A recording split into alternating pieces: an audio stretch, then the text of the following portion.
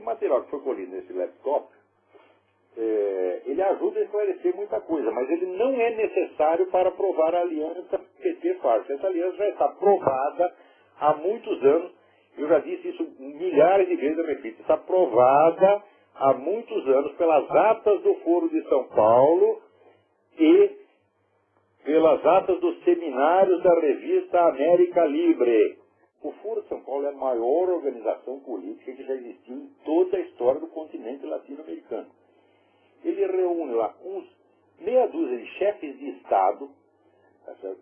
Mais de uma centena de partidos comunistas e organizações de narcotraficantes, guerrilheiros, sequestradores, etc. Quer dizer, é uma coisa de um poder como jamais houve na América Latina.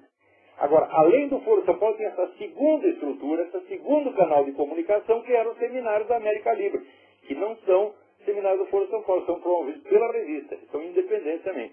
E lá também estava sempre essas mesmas turmas. Estava lá Raul Reis, Manuel Marolano, essa putada toda. E a turma do PT sempre lá. E não é só um militante do PT, não, é o vice-presidente do PT, Walter Pomar. E eu sei que ainda em 2001, num desses encontros, o Lula estava lá, num dos encontros da América Livre. Então, que ele estava lá, ele estava, com a locução, que tipo de socialismo queremos?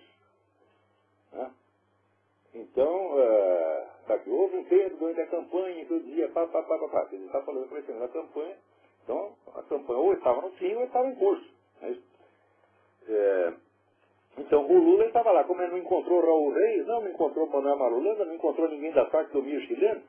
Veja, em 2003, já fazia 2 anos, que o Fernandinho Beiramar havia confessado que vendia armas, que trazia armas do Líbano, comprava armas do Líbano, trazia e trocava essas armas com a turma das Farc, em troca de cocaína para distribuir no mercado brasileiro. Ele traz 200 toneladas de cocaína, a maior parte é para o mercado brasileiro e já sobrava um pouco aqui para o mercado americano. Ele tinha confessado isso em 2001. Em 2003, teve um seminário internacional dessa revista América Livre, que foi em São Paulo. E desse seminário participaram o vice-presidente do PT, Walter Pomar, o seu Emir Sader e vários desses intelectuais que agora aí estão brilhando nesses encontros com o Lula. Quer dizer, o próprio vice-presidente do partido está lá, e quem mais estava lá? Estava lá o Raul Reis.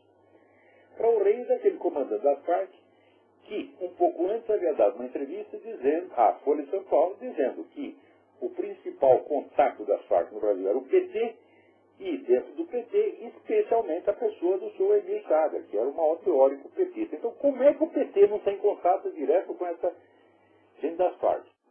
Agora, inventaram também a história que o PT só teve contato com as Farc por motivo humanitário, porque estava preocupado com os reféns, coitadinhos, que estão lá presos, né? Na Farc são 3.000 reféns. Então, o PT estava assim, condoído desses reféns, o Lula chorava todas as noites, né? Ele acordava de madrugada, Marisa, não aguento mais, estou preocupado com os reféns, né? Então, o PT só teve algum contato com a Farc por motivos humanitários. Agora é o seguinte, a gente tem 18 anos de atas de assembleias e grupos de trabalho do Foro de São Paulo. Dá mais de 1000 páginas.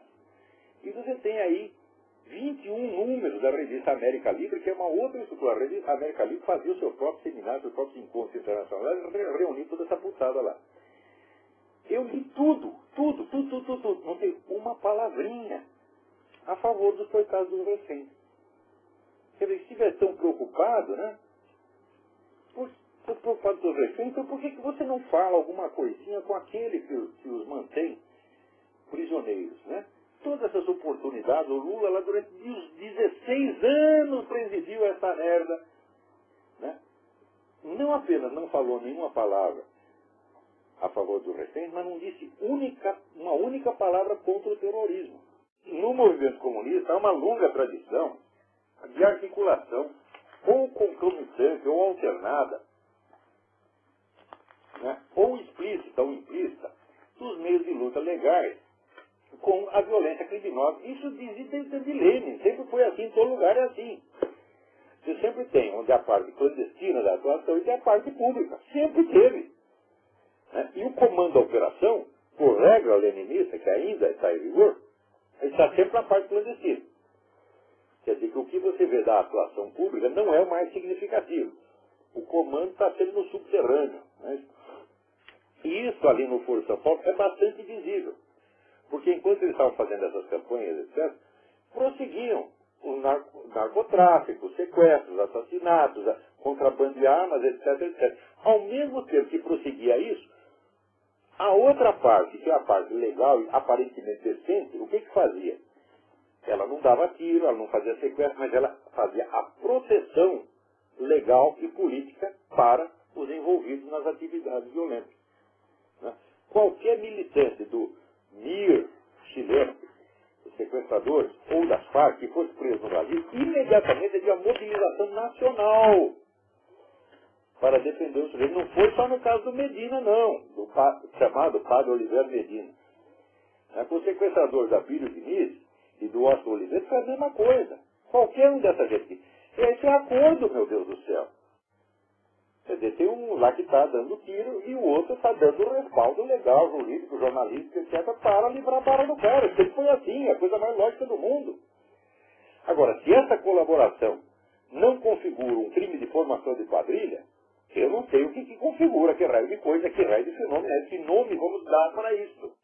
Agora, essa semana, né, a semana que a dona Eliana Cantanhede disse que não, ali não tem nada, não indica nada, está aqui, o Reinaldo Azevedo bota lá, né, a cartinha do Raul Reis, né, a um militante não identificado, dizendo, bastante significativa a solidariedade dos partidos comunistas do Brasil e de outros países com a luta das Farc, no empenho de impedir a extradição do padre, né, Francisco Medina, que eles chamam de Padre Medina. Em espanhol, Cura Medina.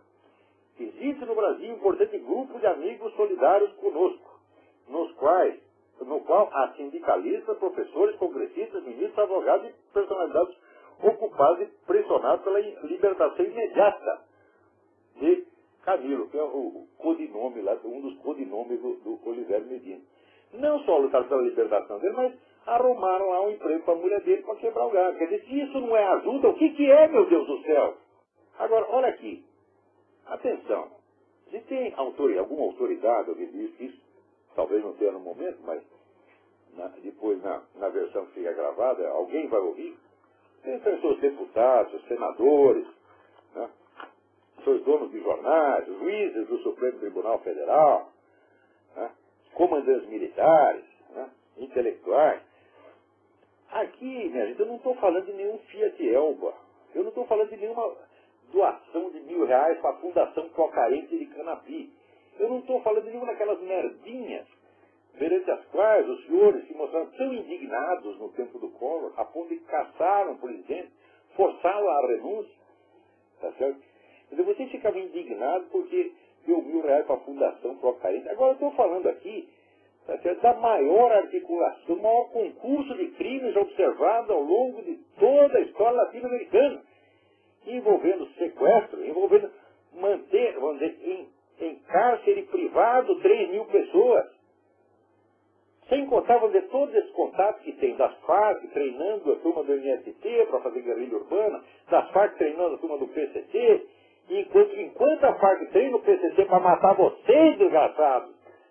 Está lá o seu Greenhalgh, está lá o seu Emissária, está lá todo o PT, toda a cúpula petista, protegendo o agente das Farc. Por causa dessa brincadeira, 50 mil brasileiros estão morrendo por ano. Sem contar, eu não estou contando nesses 50 mil, a garotada que morre por tráfico de tóxico, por tráfico de cocaína, que o seu Fernandinho Beramar comprou das Farc e distribuiu no Brasil, nas escolas, nas esquinas, para todas as suas crianças. Eu não estou computando essas crianças, porque se for computar daí não é 50 mil, é muito mais. Eu não estou falando desses. Agora, para vocês parece que o Fiat Elba tem mais valor do que a vida de 50 mil brasileiros e todas as crianças que estão morrendo. Então vocês todos, seus senadores, deputados, tá certo? Todos os homens públicos do Brasil, vocês não valem nada, nada, nenhum de vocês. Tá certo? Quando se completar a tomada do poder por essa gente do Foro de São Paulo, eles vão matar vocês. E eu não vou derramar uma lágrima por vocês. Mas vocês não merecem.